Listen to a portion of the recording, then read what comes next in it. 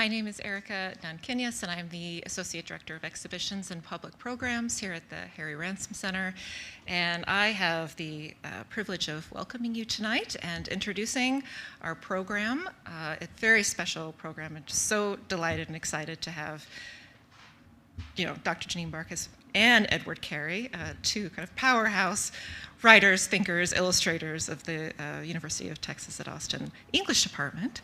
So wonderful to have you here. I just want to say a few thank yous to Grace Hornfisher, our events manager, and of course Doug Newell, our special event volunteers, Ransom Center members. Thank you for your support. And I encourage you, after tonight's program, our gallery spaces are open, so if you have not yet visited our two exhibitions currently on display, you can do so through the reception. We're going to be having, of course, book sales and a signing with Janine after tonight's presentation, so please pick up a copy and get it signed. I'm sorry? 2 copies. 2 copies. Very special because it was just released last week. Is that correct? 2 days ago. And so that's why we're here tonight, to celebrate this wonderful work, a new work by Dr. Janine Barchas titled The Novel Life of Jane Austen, a Graphic Biography, and done for many reasons and for many different types of anniversaries, notwithstanding Jane Austen's anniversary, 250th anniversary of her birth in 2025. So for that reason, it's a very special occasion and year to be publishing a work on Jane Austen. Also, after Janine's program or presentation tonight, we're going to be welcoming on stage Edward Carey, who's in his own right a playwright, novelist, illustrator, esteemed member of the campus community, and we'll have audience Q&A. So please keep your questions and join me in welcoming Edward Carey, who's going to be introducing Janine. Thank you.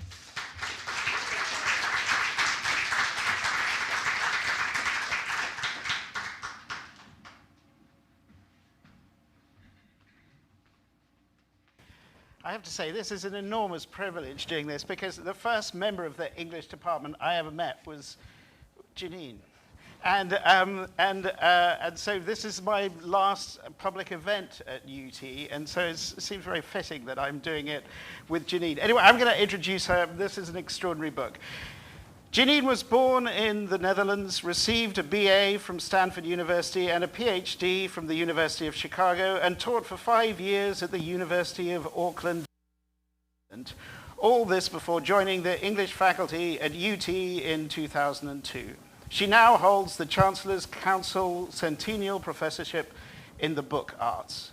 Her first book, Graphic Design, Print Culture, and the 18th-Century Novel, won the Sharp Prize.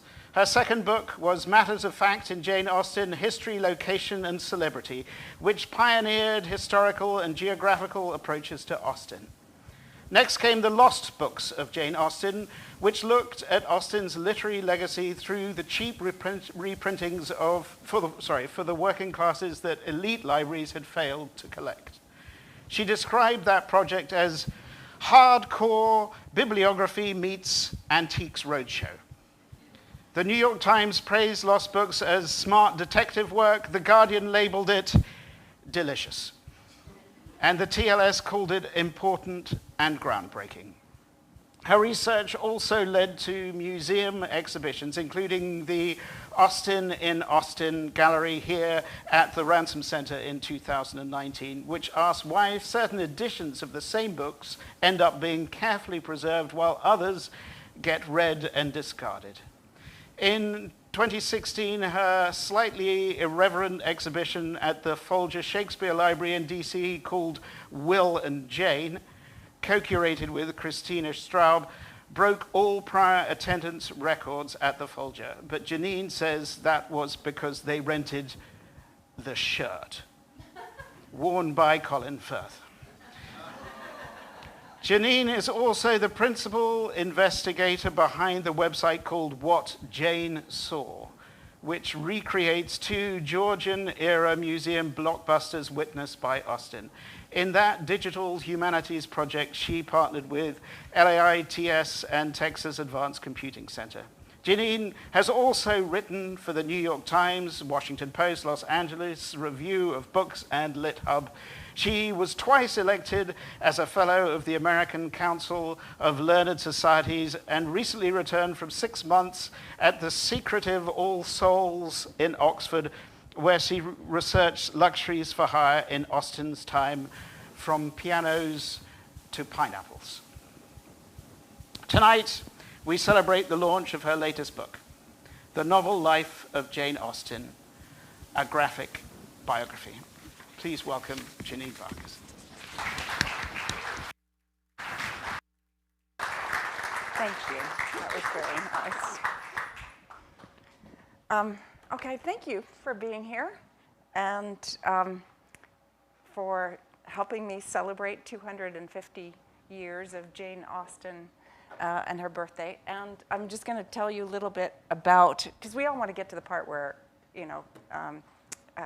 where Edward asks me questions that I have never heard of before. So this is the behind the scenes, just sort of how, who it is and how it came to be. This is Isabel and myself in front of the publisher's office at the Victorian Embankment. It really is very much a partnership. And I'm sorry Isabel isn't here, but we've enjoyed bantering about the project. So I'm going to tell you her parts as well as mine. We chose, or she chose a very limited color palette. We wanted Austen's, the mute ordinariness of her life to dominate the story and the scenes as well. So there are no big love stories except the one between Jane and her sister Cassandra. It's a muted color palette, and then it explodes with color whenever Jane Austen is starting her creative process. A lot of the episodes in the story are episodes that translate into her work somehow, from which she borrowed things or pulled things. And so I did it the other way around. I pulled a lot of the dialogue from her letters and from her novels. I created a special Dropbox for Isabel, in which I put all sorts of things that might help her build the world, including furniture. And if we go back, we had a lot of discussion about beds for this scene, because Jane Austen and her sister Cassandra had the same beds that were purchased by George Austen together at a local vendor. All the objects in it, and Isabel kind of enjoyed, she said, the way that it forced her to be very specific in her choices of objects around. So I thought I would just show you a few of those sources. So this is a funeral on the right, Isabel's drawing of the funeral of George Austen, Jane and Cassandra's father. And it's a trade card on the left from the British Museum that showed, a procession. And so she borrowed that. I sent her pictures of Southampton as it looked in Jane Austen's time, and she translated that into her own characteristic style. And we relied upon other people, like Cheryl Butler is a historian who's written about Jane Austen in Southampton, and she gave us a whole bunch of some of those images. We used What Jane Saw, which was just mentioned, as a way for me to sort of give Isabel a site that I had already reconstructed here with LAITS's help, and she would freeze certain scenes. She said she spent hours for that first chapter in the book trying to figure out what would make the best angle for certain kinds of scenes. And no one's going to know that the pictures hanging on the wall are her sort of copies or imitations of those pictures. Every single event is based upon a location, and it is from the location that we generated the story. So the text is divided into 3 sections of Austen's life. it never started as a cradle. It was never going to be a cradle-to-grave biography. It was always sort of episodes that might be important in Jane Austen's creative life. But even the outing that she has with her nephews here is based upon actual prints from the early 19th century as to how Northam looked. My favorite section is probably Netley Abbey, where we also, here's a print from 1807, and Jane Austen visited it in 1807. And so she used that particular image. There were field trips with friends to different locations. Here's Netley Abbey and the photographing of even the graffiti, which then worked its way into the work. It seems like we fabricated that Jane Austen, but it's quite possible that these particular initials were carved by her, and 1807 is written nearby, so it could have happened on that same time.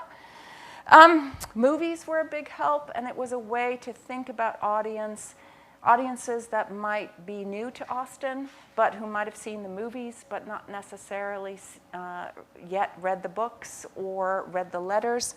And so there's a glossary at the back that tells you where words are taken from, if it's directly from the letters, and everything in this biography is based on fact. So that was one thing that we agreed on, that we wouldn't fabricate anything.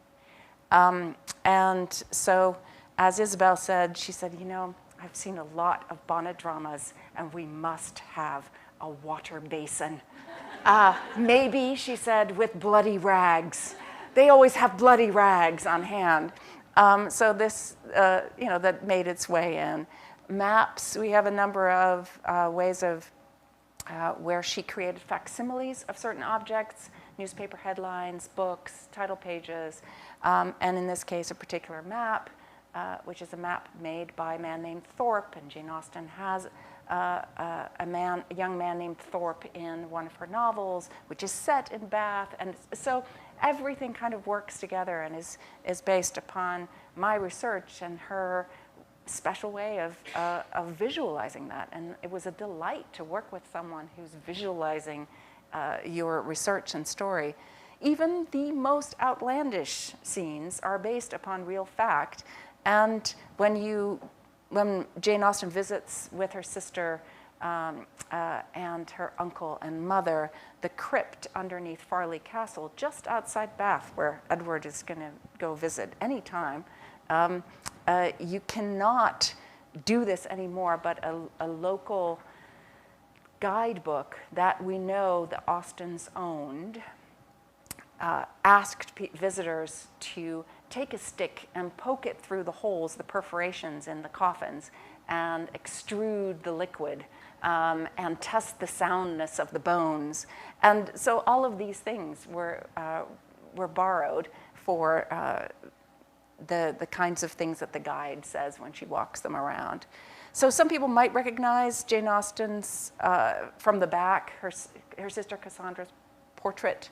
And so some things people will recognize and some things you might not. Here is an object that Isabel and I went to Chawton together to see the cottage and the great house. And she saw this donkey carriage and she said, oh my gosh, it's so small. Now Isabel's like 5'4". And she said, it's even too small for me. How am I going to get all the characters in there? So yeah, it was really fun to see her translate. She would send me an image, and I would think, I've never done this with anyone. Is this really what it's going to be like? And then she would polish it in this extraordinary way, so that the early images were just sort of storyboards. She's given me a couple of examples to show you of how she works. So this is the way that she draws on the left, sort of loose things, and then makes them more and more specific, even though there really is no change except for the polish, but the story is already there. And so that's how we decided what would go where, is to look at these sort of storyboards. I wrote the script, but she did all the storyboarding and all of the depicting based upon those images. And sometimes she would throw in a line or a scene or a look. And that was the most thrilling part for me, is that working with someone that then creates a product where I'd seen 80% of it in my mind, but I hadn't seen the stuff that really makes it an A. And so that was really fun. We went to Chawton, to the great house down the street of the cottage. And this is Isabel saying, "Wait, everyone get out of my shot, because I need to take a picture of the house." And so there are members of the board at Chawton House scooting out of her way. And this is how she used that picture. So this is a way to kind of give you an idea of how everything, even though everything is characteristically in her own style, it's based upon real objects. So this is us on our various trips in England, and behind the scenes at the cottage, the House Museum, and this is our book. And that is what I have to show you, and now we can chat.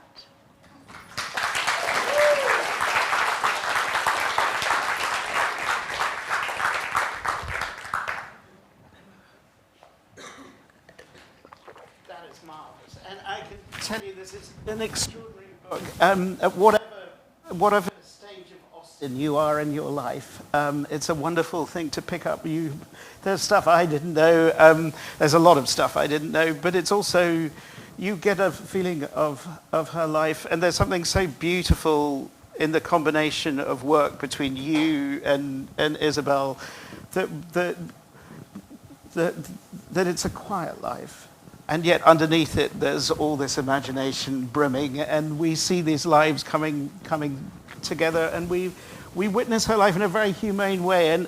And one of the principal strands is the friendship between her and her sister. That is the prop that presumably keeps them both going throughout their lives.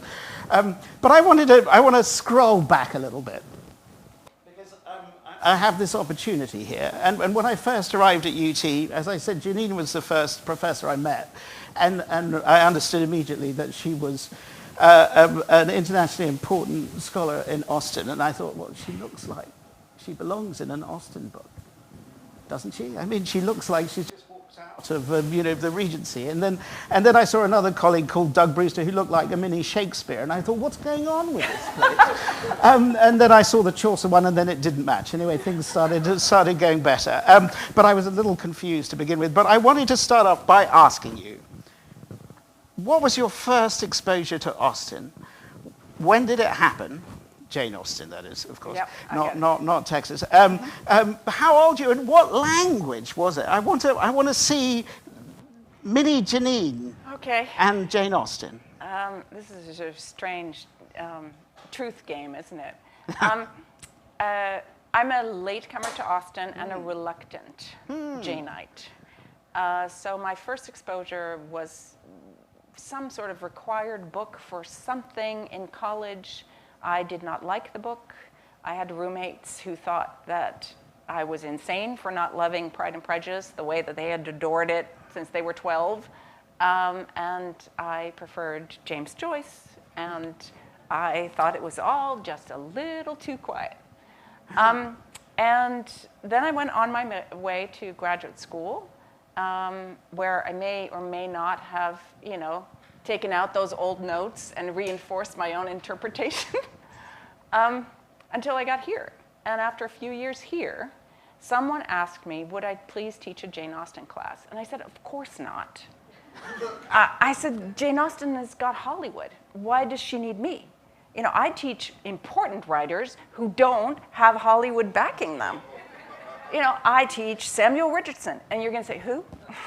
This is precisely why we needed a course in Samuel Richardson, and Sarah Fielding, and Henry Fielding, and Jonathan Swift, and Lawrence Stern. I was teaching writers who weren't backed by Hollywood, who had no name recognition, and I had to sell them. And it's a long-winded way of saying I'm a good soldier, and of course I then taught a Jane Austen class. And that's when you teach something, that's when you really read. And suddenly I thought, God, this girl's really good. And then I started I've always circled the word very in my student papers because it's a nugatory throwaway. That means that the next word wasn't good enough, so they threw very in front of it. And so I teach them not to do that. Jane Austen uses the word very 1,214 times in Emma. And she is an economical writer. And so so my first article was about why Jane Austen uses very 1,214 times. And what kind of idiolect she's creating. And I just became fascinated. And now I'm on my third book about Jane Austen.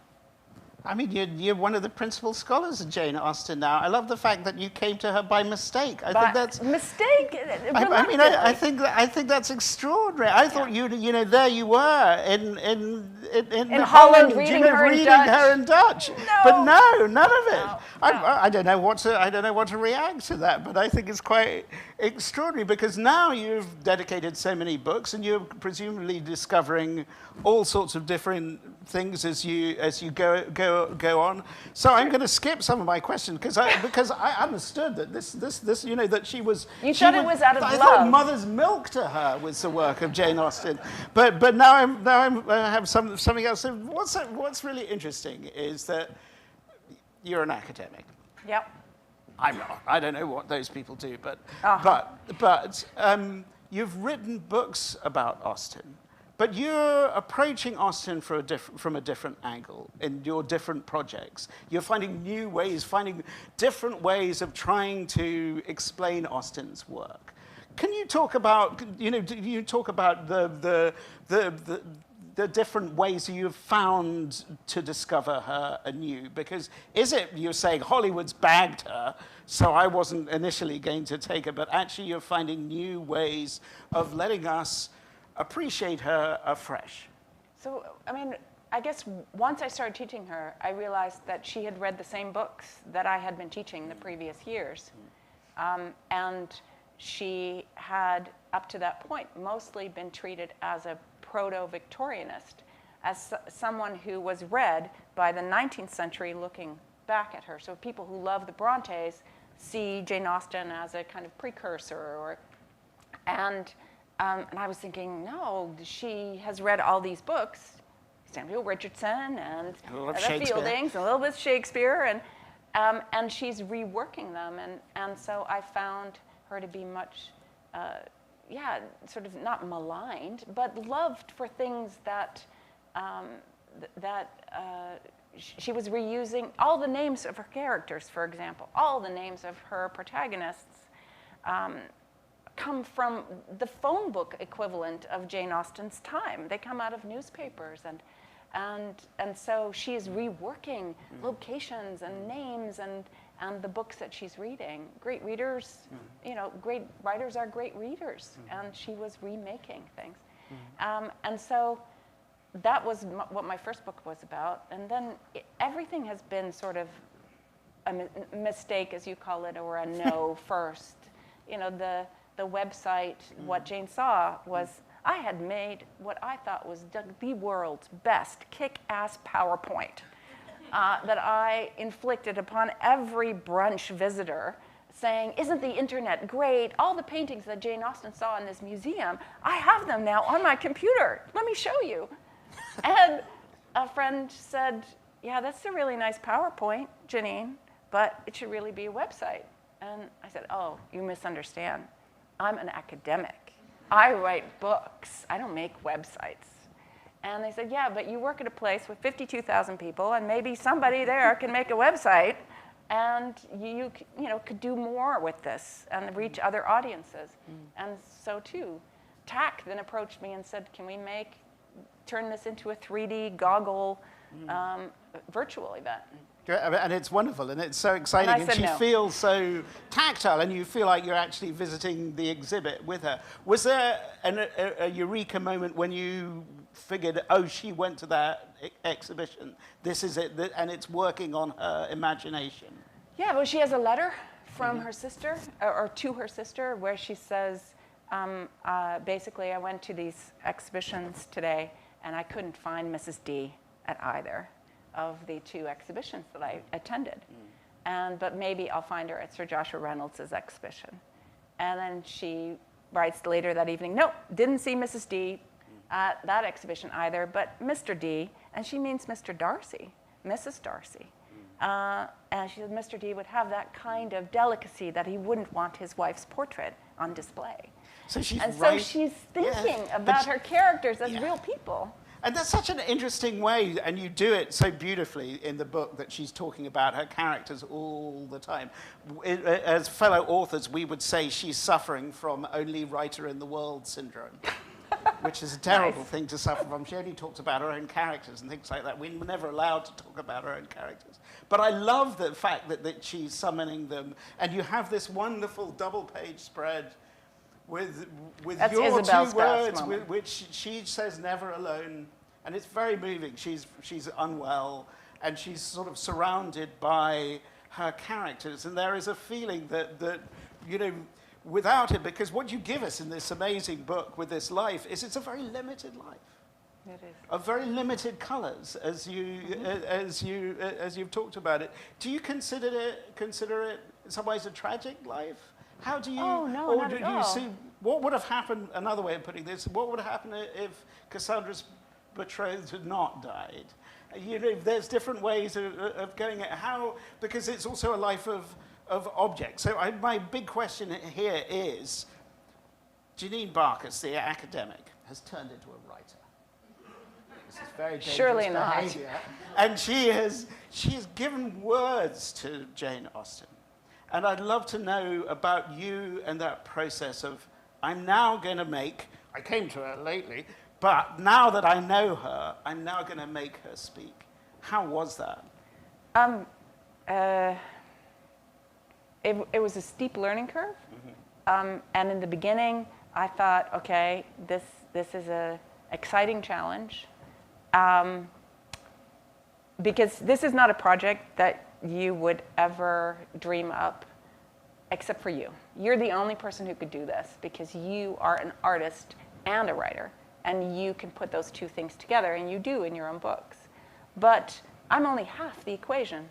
And so I would never have gone to a publisher and said, hey, let me do this half, and you find somebody else. But an agent came to me and said, would you do your half, and I'll find you somebody else. And it's like, duh, that's the first time I said yes to a project. And it was a steep learning curve. I'd never done anything like that. So I went to her books and her letters, and I just started highlighting things, thinking, I can use that, I can use that, I can use that. But then the lists became so long of all the things that I wanted to use and all the things that I wanted to research to see if she had done it, that in the end, I just closed all the books, and then I just wrote it. You gave yourself some freedom. Yeah, I gave myself some freedom to just write a narrative and then go back and make sure that the words that I was using were ones that she could have used and borrowed. And so, yeah, it was like cheating, you know, writing the story and then pulling her words out of her books. Because you had to be honest. I mean, this is the, I guess, is this the academic and the writer? I don't know if they had a conversation with each other. Academics are honest. Because I'm a writer of fiction, so when they publish our books, they always put a novel on it, which means it's full of lies. But here, were you know, what was your? There are feelings. There are places where you've changed years, a couple of places, but you know, made little bits of adjustments. But how hard was that sticking to absolute fact? So when you go to the movies, and the Hollywood works for me, my classes are oversubscribed, love Hollywood, okay? And I'm happy to have them come calling and do a movie, wonderful. But they invent things, and they do certain things over and over again that I wanted to stay clear of. So I didn't want to invent a romance or play up the romances that might have been that some biographers suggest were real. I didn't want her dancing in empire waists. We've done all that. So I wanted the truly ordinary things, and those were not hard to find in her letters. Her letters are marvelous. We have 161 letters of what should have been 2,000 or 3,000, everybody guesses. and her sister burnt those, and she must have had her reasons. But they're delicious, they're funny, and they're snarky, and I wouldn't want to invite Jane Austen to a dinner party or anything like that. She would just, break down everything I was wearing or feeding or saying on the way home. But yeah, so pilfering those was, I didn't have to lie, because the ordinary truths of her life were so, I thought, so riveting, because I did like James Joyce, and I think that ordinary things can be extraordinary. Well, I love the fact that this is so quiet, this book, and then bursts into color when her confidence and fiction takes over. But otherwise, we're dealing with how are we going to get into town, and now we have a donkey, and we have little moments like that actually, because you're focusing on these small facts, actually her life feels very graspable and readable, and that she's stuck within the limits of the homes that she lives in, which you describe so well in each book. And then she goes out, and she feels like she's a sort of National Trust or English heritage visitor to see these huge houses and to start imagining them. And so that you're capturing, was it, your principal plan is, I'm going to capture those moments where her imagination is tripped in the dullness of her everyday life. Yeah, and I don't necessarily think it's that dull. It's just ordinary. Yeah. And but it was filled with animals and love and friendships and a little bit of travel and but yeah, the sort of being economical and creative and sewing your own curtains and those kinds of things. Yeah. Things that but I love that. Glamorous. We get all the tassels. That's what we want, And I think that's actually marvelous. But can I, as a really crude writer of fiction, can I ask you, what do you think might have been in those letters that Cassandra destroyed? Yes, but that is a fiction-worthy topic, but that's not the sort of biographical fact. Yeah. See, this is where you and I disagree with each other. Yeah. Well, I would go up and just make it up, but you stick to facts. I think. But making it up in this instance felt like I would be playing without a net, and in order to kind of give this a shape, sticking to the facts, and Isabel too. Isabel has a wonderful novel called Glass Town. It's another graphic novel that is about the Bronte sisters, and everything in it is made up, and it's very free. And this was a different project for her as well. Yeah. So we talked explicitly about sort of like, you can't make stuff up. And I reread Glass Town. I have to say, Isabel Greenberg is a very, very well-known graphic novelist in the UK. My kids have read everything that she's written, and each time we go, Isabel Greenberg's got a new book out, it's amazing. And when we were in the not very beautiful photocopy room in the English department, I remember. And you said you were working with her, and I was like, oh my God, that's so exciting. And actually reading those two books together is so interesting because they're opposites. They talk to each other, but because Isabel's imagining what Charlotte Bronte made up, and her sisters and her brother, here you're almost doing the opposite. It almost it's as if somehow a piece of material is ripped, and the stories are allowed to come out. Nice metaphor. Yeah, I remember that time in the Xerox room, and the reason Isabel and I got together was also odd, because someone asked me to do this, an agent in Berlin. She said, I'll find you an illustrator. And I said, okay, and meanwhile, I'll educate myself on what graphic novels are. And I went to an expert, and I said, what should I read?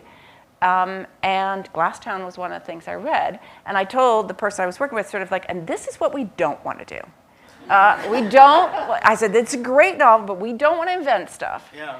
And so, and then I started working with Isabel, and it was like, okay, you can't do what you did over here, so do you still want to do this? She said, yeah, let's make it real. But I love it because the emotions are quiet.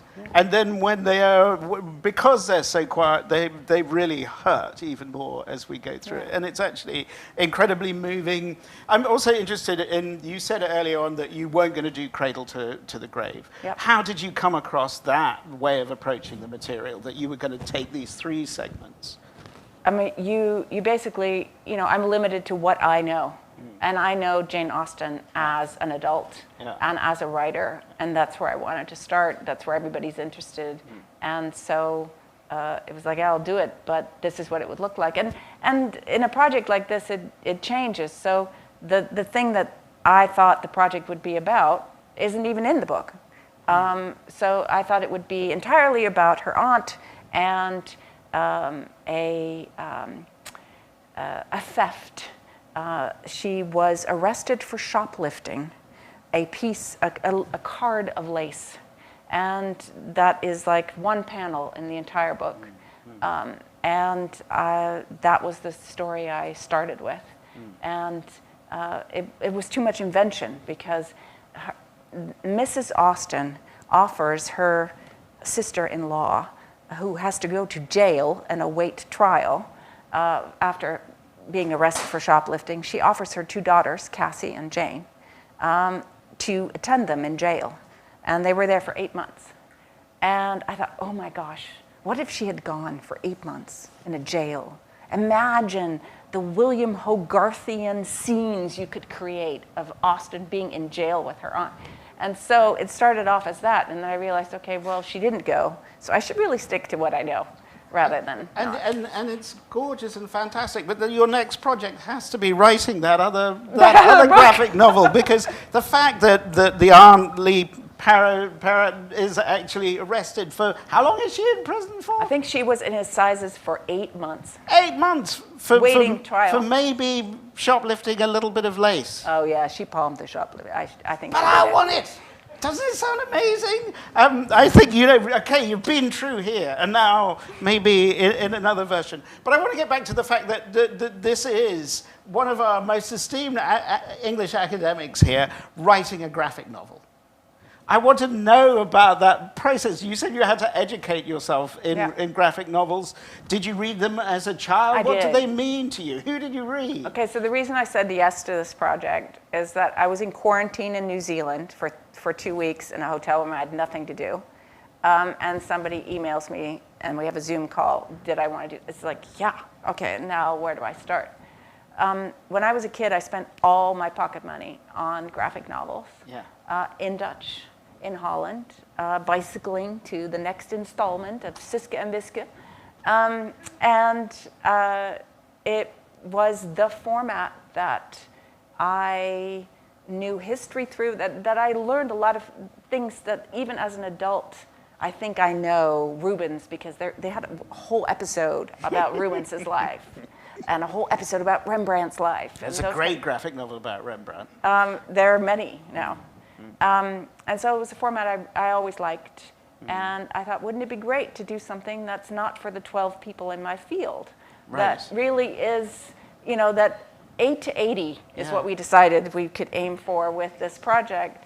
And so, but I had to educate myself on that. And I think the challenge of doing something entirely new is, it's terror.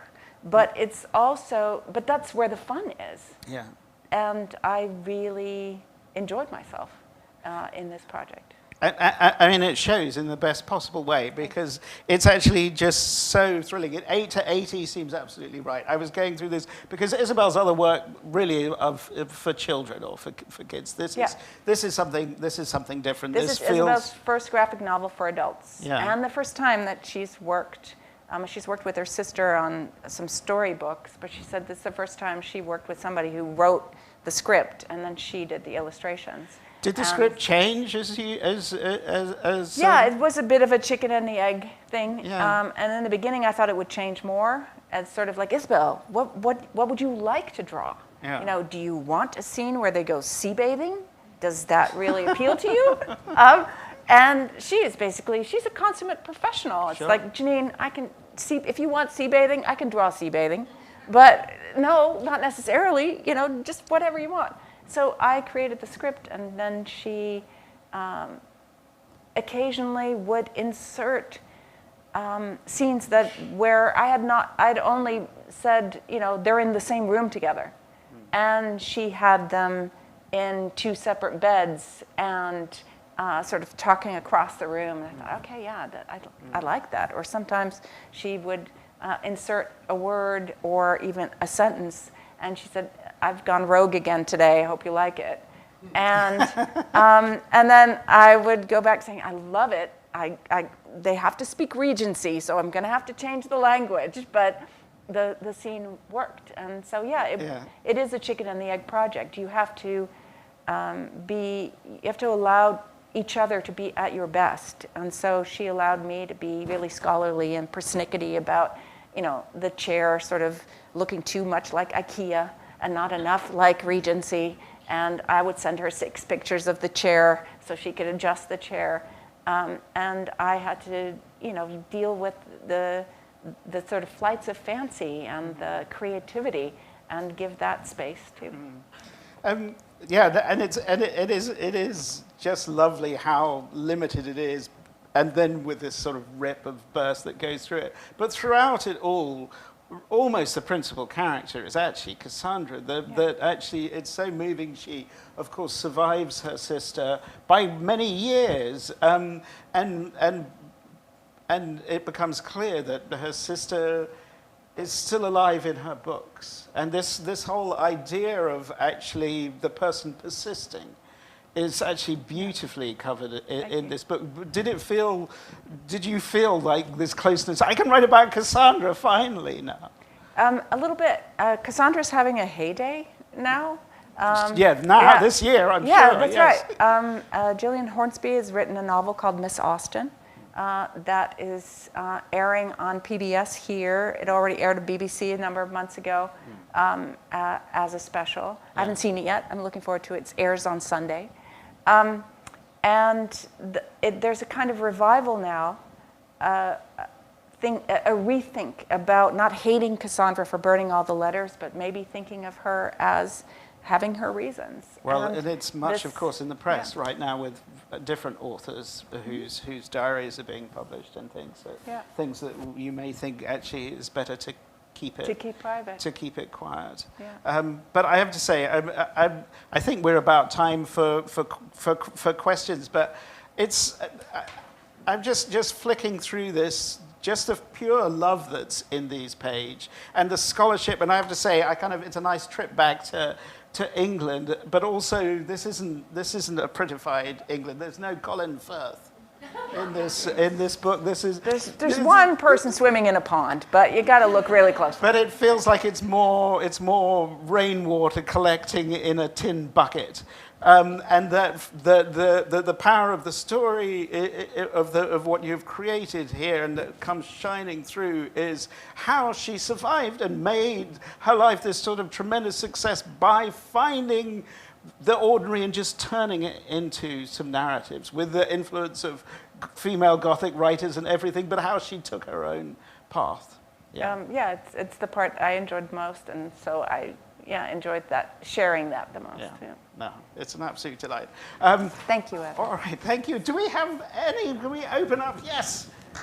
Why do you think she used the word very over 1,000 times? It turned into a 42-page article on how she uses this idiolect uniquely, and it's not found in her. The frequency is not found in her letters. The frequency is not found in any of her novels other than Emma. And it's specific characters. All the characters in Highbury have this verbal tic. And she is giving you, in Highbury, the only novel, Emma is the only novel that's truly claustrophobic. Nobody goes anywhere. Frank goes to get a haircut in London. But everybody else and the focalizer, the reader, stays in Highbury. It's like Hotel California. You can check into Highbury, but you can't check out. And that claustrophobia, that small town life, is mimicked in her own language and with nugatory throwaways that don't mean anything, that you just read right over. I mean, she's just a genius. And it was that insight that she was listening and creating different idiolects, and then gives different characters even in Highbury. Mrs. Elton, who comes from the outside, she has these smatterings of affected Italian. And it's erroneous Italian too. She puts things together that you're not supposed to put together. And that ear of someone who really listens to other people and probably may not be the most attractive person in the room, but hears everyone. That fascinated me. In the course of, maybe that answer is going to answer this question, but in the course of looking at all the minutiae and the things, the places, the events, how they felt, is there anything you can put your finger on that you can say, and maybe it's an intersection of things, but you can say, this is why she gets Hollywood, but this is why she is the person that so many other places seem to gravitate towards? Is it because she was this super smart genius that could put together these kinds of idiolects, or maybe that's with other things, or I don't know, maybe there's something you could say, this is why she became that person? So in addition to that, I would say it's a mixture of snark and humor. That reading Jane Austen just makes you feel better about people and about yourself and about her. There's a humor in it. And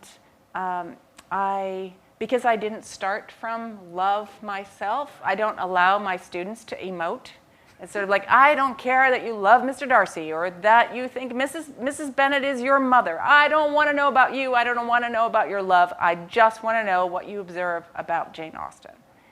And that just sort of keeps it. But it's because, of course, otherwise it would just be, just be one schmaltz fest and a love fest. And I'm right in there. Yeah. I've got a question. If you could ask Jane Austen anything, what would you ask her? Oh, don't ever ask an author anything about their work is my motto. So I wouldn't, but if I had a top secret conversation and it was in the vault and it would not leave the room, I would probably ask her about those letters. Yeah. This was so delightful. Thanks, Janine. So I know from working with your students, I love how much you love material culture and like how much thought you put into and how you like the objects and learning about them and the history of them. And I love that you make your students do that. And now, this is more a comment than a question, but I'd love to hear some response. But like, now when I work with your students and they're like, why am I looking at this? A lot of them are interested in it too, but like, why am I looking at this needlebook? I feel like I can point to this and be like, isn't this cool? Like, we can kind of get a sense of this world. Thank you. But I think that Hollywood does that too, in a way, right? I mean, it's about world building. And as a writer, Jane Austen is building a world. But when you see the objects that she has pulled out of her own world, with which she has made something new, and I do have a kind of material turn to all of the things that I do or that look at. I guess I am a material girl in that way. Yeah. I understand the Hollywood aversion, and I'd like to suggest that there are different film adaptations of Jane Austen. And I'm just throwing this out here because I'm familiar with it, but I really like the one that was done by the BBC, which starred Elizabeth Garvey and David Rintoul. And I thought of all the ones I had seen, that was the one that was closest to her book because the characters felt right. So Pride and Prejudice, 1980, is the one you're talking about. So every generation seems to love the one that came out, their first one. So my students love the one with Keira Knightley. It's like, really? Really? And Colin Firth and Jennifer Ely, those are my Darcy and Elizabeth Bennet. And so for me, that one, it is really fun to show the students all of those in sequence, starting with 1940 film with Laurence Olivier and Greer Garson. If you've not seen that, it is delightful. And it is as much about 1940 as it is about Jane Austen. And so, yeah, I think that they're really smart people in Hollywood, and I love it when they do a new one. And it just brings the students to the books. Steve? Janine, this may be a question actually for both of you, but I hear everything you're saying about the fact-based script that you were trying to establish and the primacy of the text with the illustration following. But at the same time, you led into this talk by showing your sources, which were heavily visual. Yeah. And I guess what I'm getting at is there a point at which the image leads and is the story, is the source of the story, or when does text lead and when does image lead? I think this is a project where I couldn't tell you which led what. It really is a chicken and the egg project. And for many of this is nothing with just the text alone. Only when I handed, a scene to Isabel and she would do a storyboard and it would come back, could we then talk about it as a full project, as a full text, a full chapter. And so, yeah, I agree that this one I don't know. Is it word? Is it image? They go together. And if I may, Edward, your books start with image or text? Oh, yeah. So I always illustrate all my novels. I feel I don't know a character if I can't see them or sculpt them. Sometimes I've got a wooden doll at home that is 5 foot tall and is the exact height of Madame Tussaud that I carved. And my wife had a haircut so this doll could have some hair.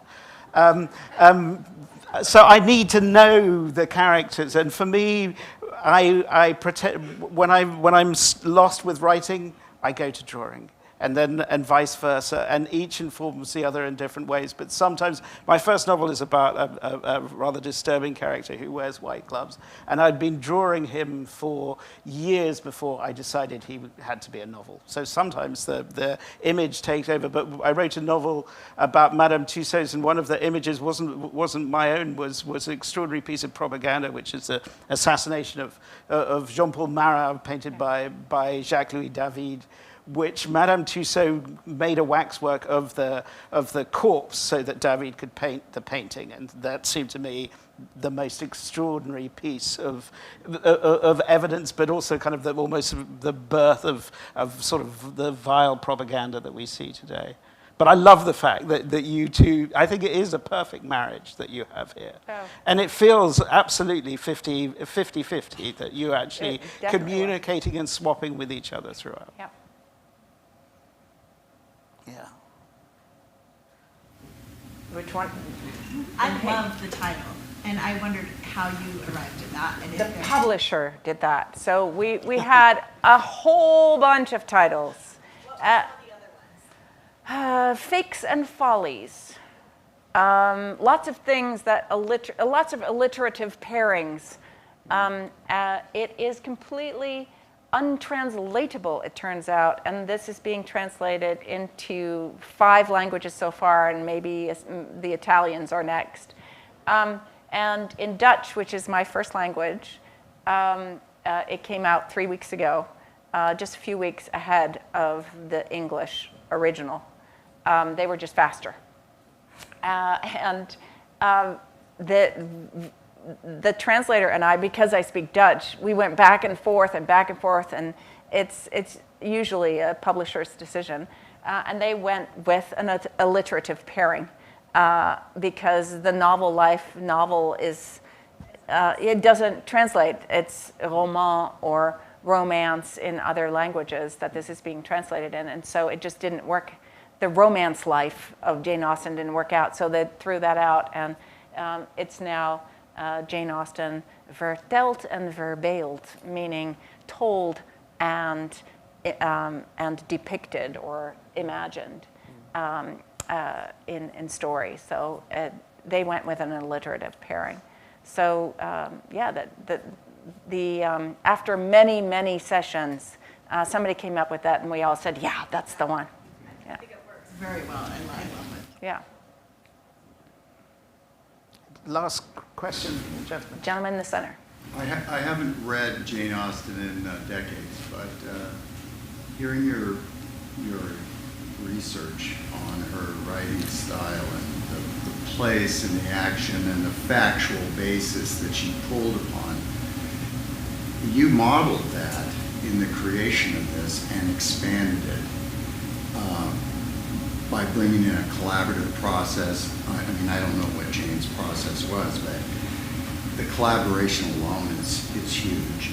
And bringing in graphics, not computer-generated graphics, but the human graphics, to me, is going to pull the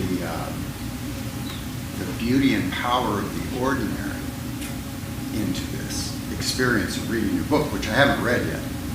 But thank you. Thank you very much. So Jane Austen's sister Cassandra wasn't a visual artist, and just today, or yesterday actually, opened an exhibition that I got to curate of Cassandra's art. And so Cassandra's drawings, and now we're drawing Cassandra, has been sort of part of the last 2 years. And she and Jane Austen had a lot of collaborative projects, especially when they were younger. Cassandra illustrated her History of England, which is a piece of juvenilia. Jane Austen was 17. Cassandra was 19 when she illustrated that. And so I suspect that their entire life long, they were side by side. One was drawing and one was writing. And we have the writing, but this is the first exhibition of Cassandra's art that's now up. And yeah, I'm hoping that more of it will come to light if people are interested in her and her own creative life.